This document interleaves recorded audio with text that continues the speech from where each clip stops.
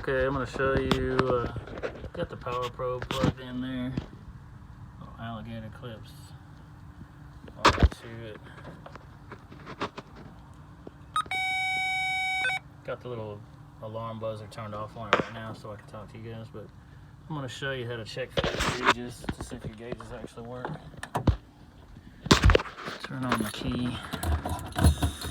Once plugged in there, you see it's 0, nothing. But see, it's getting power. That's the voltage regulator making it pulse like that. So what's going to happen, I'm going to hit the ground, giving ground to this thing.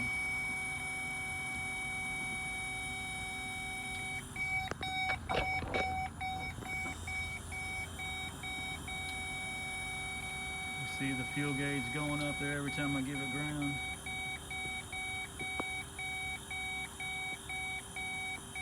It's real hard to see that. I hope you guys can see that. Ground, ground, ground. That's how you know that the actual the actual gauge is actually working on this thing. It has ground to it right now. I'll turn this up. Don't give this thing 12 volt power while it's hooked in. You could damage your circuits.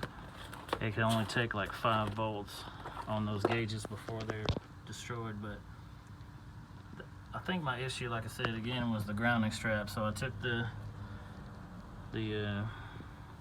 plumber's sanding cloth there and just kind of sand it out. Sand all that crud off there, and when you attach the ground strap back on there, I believe that's going to solve my problem. But that's another way you can check your sending unit,